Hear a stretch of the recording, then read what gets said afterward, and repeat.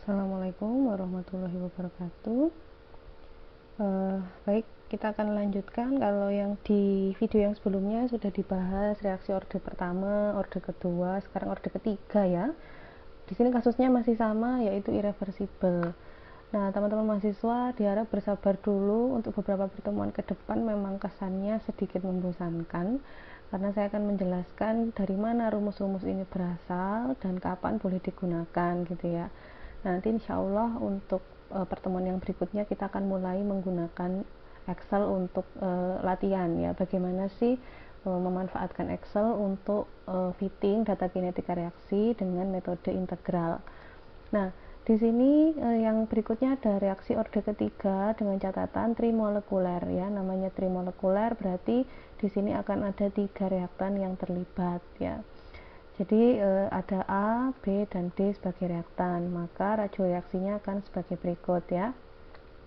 Nah, apabila diterjemahkan atau dijabarkan dalam bentuk persamaan stoikiometri akan seperti ini ya. Ada A plus B plus D kemudian menjadi produk, dimana mula-mula semuanya ada CA0, CB0, dan CD0. A ini menjadi limiting reaktan atau reaktan kunci ya. Maka di sini yang bereaksi adalah CA0 kali XA. Karena di sini koefisiennya juga 1, jadi persamaan ini berlaku saat koefisiennya 1, 1, 1 ya. Kalau tidak 1, 1, 1, Anda harus menurunkan sendiri persamaannya begitu. Jadi tidak bisa asal comot ya, makanya diperhatikan syarat yang pertama harus trimolekuler dengan dia koefisiennya masing-masing 1, 1, 1 begitu ya. Maka di sini kalau A bereaksi CA0XA, maka B juga CA0XA, D dan juga sama CA0XA. Yang bereaksi akan seperti ini, sehingga sisanya ada CA, CB, dan CD di akhir reaksi pada saat T sama dengan T. Nah, dari sini ya, maka kita substitusikan ya, CA-nya menjadi CA0 dikurangi CA0XA, CB-nya menjadi seperti ini, dan CD-nya menjadi sebagai berikut. Ini diselesaikan matematis biasa aja ya, Rek ya. Di CA0-nya dikeluarkan ya, maka nanti akan didapatkan persamaan sebagai berikut. Ini sebenarnya matematis aja, saya tidak akan membahasnya satu persatu ya. Nah, dari persamaan ini apabila diselesaikan, ini kan persamaan diferensial ya, fungsi XA dan fungsi DT diselesaikan dengan menggunakan metode parsial fraksi, akan didapatkan persamaan 6-15. Jadi tolong dicatat di buku masing-masing bahwa persamaan 6-15 hanya boleh digunakan dengan kasus trimolekuler dengan koefisien masing-masing 1. Selain itu tidak berlaku, Anda harus menurunkan sendiri. Selain kasusnya trimolekuler seperti yang saya jelaskan di atas, ada juga kasus khusus ya untuk reaksi orde ketiga. Yang pertama, bisa jadi salah satu reaktan diumpankan secara sangat berlebih. Misalkan dalam kasus ini CD0 ya diumpankan jauh lebih besar dibandingkan A ataupun B. Sehingga ya logikanya CD0 ini hampir-hampir seperti tidak berkurang gitu. Kenapa? Yo bayangno ya. Di sini saya punya katakanlah misalkan 100. Di sini 1, di sini 1. Bereaksi 50%, berarti 0,5, 0,5, 0,5 ya, di sini 0,5, 0,5, ini 0,5. 100 dikurangi 0,5 masih ada 99,5. Sangat tidak signifikan dibanding dengan A dan B yang tersisa 0,5. Jadi boleh dikatakan seolah-olah D-nya ini hampir-hampir seperti tidak berkurang, atau boleh dikatakan CD ini hampir-hampir mirip dengan atau sama dengan CD0, sehingga disimpulkan bahwa CD-nya konstan. Nah, apabila ada satu nilai yang konstan, K ini juga konstanta, maka konstanta dikalikan dengan nilai yang konstan akan muncul konstanta baru, yaitu K aksen. Dengan kata lain, K aksen adalah K dikali CD dikali CA CB. Kenapa CA dan CB kok tidak ikut dikalikan lebur dengan K? Karena CA dan CB nilainya masih cukup signifikan perubahannya, tidak seperti D yang karena saking besarnya tadi seolah-olah tidak berkurang. Nah, K aksen ini adalah K kali CD yang bertindak sebagai seolah-olah seperti konstanta laju reaksi yang baru ya. Nah, makanya ada yang disebut dengan pseudo second order reaction. Jadi dia reaksi orde 2 yang sifatnya semu. aslinya orde 3 tapi tingkah lakunya seperti orde 2, maksudnya begitu ya. Kemudian umpan terdiri dari dua jenis reaktan dengan reaksi orde totalnya adalah 3. Kalau tadi di awal saya bilang trimolekuler, kali ini ada 2 molekul saja, tapi salah satu koefisiennya 2. Itu juga bisa dikatakan orde 3 dengan persamaan sebagai berikut ya. Nah, jadinya nanti Ca kali Cb kuadrat orde totalnya kan tetap 3.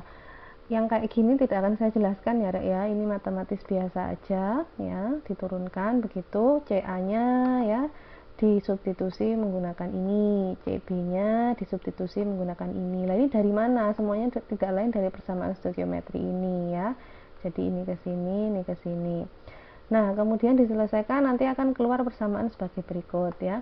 Nah, dari persamaan ini apabila kedua ruas diintegralkan akan muncul persamaan 6-16. Mohon dicatat di catatan masing-masing, persamaan 6-16 hanya boleh dilakukan dengan kasus bimolekuler, 2 reaktan, salah satu koefisiennya 2. Selain itu persamaan ini tidak berlaku ya. Jadi teman-teman jangan asal comot persamaan. Nah, jadi harus yang seperti ini bentuknya. Kalau nggak kayak gini nggak boleh pakai persamaan 6-16 gitu maksudnya ya. Nah, ini dia. Kemudian yang terakhir, yang C, umpan terdiri dari dua jenis reaktan dan diumpankan secara stoikiometri dengan orde reaksi adalah 3. Ada dua jenis reaktan ya. Ini yang lebih khusus lagi, diumpankan secara stoikiometri. Nah, yang dimaksud dengan diumpankan secara stoikiometri berarti jumlah yang diumpankan mengikuti stoikiometrinya. Kalau A-nya 1 berarti di sini 1. Kalau di sini koefisiennya 2 berarti CB0 ini ya 2 kali CA0 ya, maksudnya stoikiometri itu. Jadi diumpankan secara stoikiometri. Kalau A-nya 10 ya B-nya 20. Kalau A-nya 20 ya B-nya 40. Jadi perbandingannya selalu mengikuti koefisien stoikiometrinya ya. Nah, kemudian sampai sini ini biasa ya Rek ya. Ini konversi yang dialami oleh A, maka B-nya 2 kalinya karena di sini koefisiennya 2. Sehingga nilai CB-nya akan selalu 2 kali CA. Nah, kalau CB akan selalu 2 kali CA, berarti boleh dong CB yang seperti ini awalnya persamaannya saya ganti jadi 2 kali CA. Maka didapatkan persamaan sebagai berikut. Nah, ini dia ya. Nah, kalau sudah diintegralkan kedua ruas nanti akan menjadi persamaan 6/17 seper CA kuadrat dikurangi seper CA0 kuadrat sama dengan 8 kT. Monggo dicatat di buku masing-masing, persamaan 6/17 hanya boleh dilakukan dengan kondisi sebagai berikut ya, terdiri dari dua jenis reaktan dan diumpankan secara stoikiometri dengan reaksi orde totalnya adalah 3. Selain itu tidak berlaku ya. Jadi jangan asal nemu T, KT Anda masukkan ya. Di mana-mana ada rumus KT tapi tidak semuanya cocok Anda gunakan. Nah, seperti ini. Ini ada KT, nanti di bawah ada KT, tapi kapan boleh dipakai? Nah, itu teman-teman yang harus tahu ya. Oh, masih ada satu lagi ya. Umpan terdiri dari dua reaktan non elementer dengan reaksi orde totalnya adalah 3. Oh, masih ada E juga ya. Sorry, ada 2 case lagi. Nah, di sini untuk umpan terdiri dari dua jenis reaktan non elementer. Nah, ingat pengertian non elementer itu berarti ordenya tidak mengikuti koefisiennya dan reaksi orde totalnya adalah 3 ya. Syarat yang harus dipenuhi adalah dua jenis reaktan non elementer, di sini 1, di sini 1, tapi ternyata koefisiennya ternyata reaksi totalnya adalah 3. Jadi 3 syarat ini harus dipenuhi ya. Dua reaktan koefisiennya masing-masing 1, tapi kalau di total ordenya ada 3. Nah, kalau sudah seperti ini ya dijabarkan ke dalam persamaan stoikiometrinya, lalu kemudian nanti turunkan persamaannya ya. Sebentar, ini saya jadikan 1.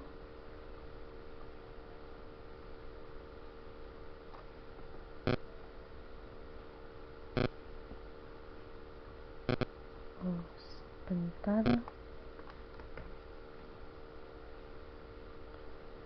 Belum bisa ya.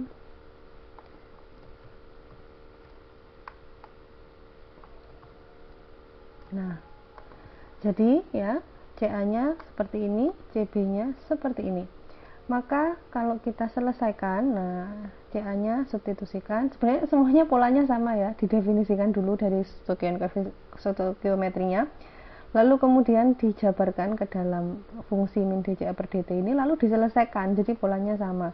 Setelah diintegralkan nanti akan keluar persamaan 6/18. Ya, ini dia persamaan 6/18. Berarti syaratnya tadi apa? Yang pertama, dia ada dua reaktan, kemudian tidak elementer dengan koefisien masing-masing 1, tapi kalau di total ordernya 3. Nah, selain itu tidak boleh, tidak berlaku untuk persamaan 6/18.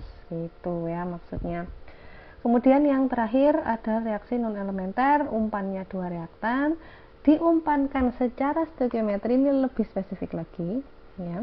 Dan order reaksi totalnya adalah 3. Nah, kalau tadi tidak ada keterangan stoikiometri, artinya CA0 tidak selalu sama dengan CB0, tapi kalau ada keterangan diumpankan secara stoikiometri, maka CA0 akan selalu sama dengan CB0 karena koefisiennya masing-masing 1. Kalau ini 10 diumpankan, ini juga 10, kalau ini 100, ini juga 100. Kenapa? Karena umpannya mengikuti stoikiometrinya masing-masing 1 gitu ya. Nah, sampai sini ya. Syarat yang berikutnya harus terdiri dari dua reaktan, lalu kalau di total ordernya 3 seperti ini ya. Nanti kalau misalkan teman-teman nemu kasus KCA kuadrat kali CB, persamaan ini apa boleh dipakai? Nggak boleh, Anda harus ngitung sendiri lagi, harus nurunkan sendiri ya. Stepnya sama, saya yakin teman-teman bisa nurunkan sendiri.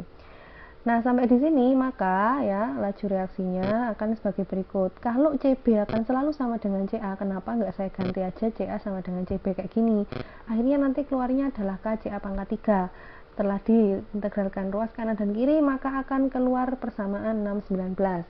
Artinya persamaan 6/19 hanya boleh dilakukan kalau syarat ini dipenuhi. Apa aja tadi? Reaktannya ada dua, koefisiennya masing-masing 1, diumpankan secara stoikiometri, dan order reaksi totalnya adalah 3. Selain itu, maka persamaan 6/19 tidak boleh digunakan. Maksudnya begitu ya. Baik, itu untuk yang reaksi order ketiga. Ya, teman-teman mahasiswa mohon untuk bersabar dulu, mungkin bertanya-tanya untuk apa ini saya belajar rumus panjang lebar kayak gini. Sebenarnya bagaimana sih metode fitting itu? Sabar dulu ya. Untuk pertemuan yang berikutnya saya akan menunjukkan sebenarnya untuk apa sih dari kemarin itu nurun-nurunkan rumus ini dan fittingnya itu seperti apa. Nanti kita akan lakukan berbasis Excel ya. Jadi hari ini belajar dulu teori pengantarnya ini untuk paham betul kondisi-kondisi kapan persamaan itu boleh dipakai dan kapan tidak boleh dipakai. Saya tidak minta untuk dihafalkan ya, tapi teman-teman pahami aja kapan boleh dipakai dan kapan tidak boleh dipakai. Dan untuk lebih mendapat gambaran lagi tentang bagaimana sih sebenarnya metode fitting itu menggunakan metode integral dan dibantu Excel, insya Allah kita akan tunjukkan di pertemuan berikutnya. Jadi sabar dulu ya teman-teman mahasiswa. Mungkin itu yang bisa saya sampaikan. Bisa dilanjutkan untuk reaksi order 0 atau order ke 0. Terima kasih.